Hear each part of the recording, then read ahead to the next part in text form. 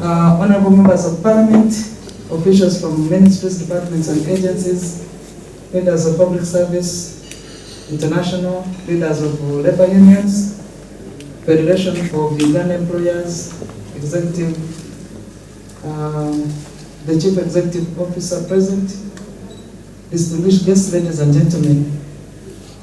I am so privileged and pleased to be here and to give a few remarks at this forum organized by Public Service International to enhance advocacy on ratification of the Violence and Harassment Convention against gender, the different genders. When we talk about equality, we don't necessarily mean exchange of roles. And so some people get threatened. But the whole idea, we are talking about gender emancipation. And emancipation is an effort to change some norms that are harmful to certain genders in order to bridge the gaps and make an equal opportunity for people to explore their potential and make a contribution to national development. And some of the things that have tied us back as a country, not only as Uganda, but as Africa, the aspect of sharing power. There are people who think this is our space, no one else should invade it. But if somebody can make a contribution, be it in the kitchen, I think you would have made your workload much easier. Our male counterparts sometimes think activists are fighting their authority. The activists on gender are not fighting authority. They are checking the norms, the practices, to ensure that half of the African or Ugandan talent is brought to a table where they can make a contribution towards development. If women in Uganda now 52%, ask who bears these children? Who determines their gender? To be male or female? It's a man. So if you determine that I should become a woman, then I think you should protect me and make me able to perform to the best of my potential.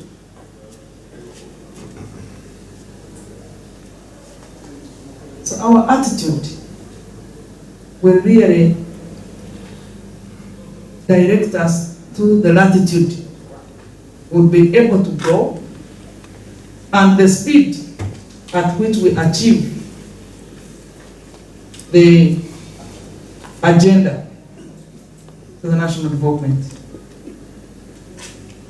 As you may all note, that violence and harassment is a great violation of the rights of all persons, including the ability to exercise other fundamental labor rights.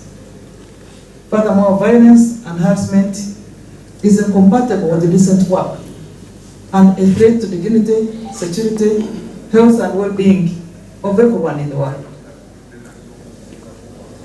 Uganda Demographic and Household Survey 2016 reports show that more than half, actually 56% of women in Uganda had experienced physical and sexual violence.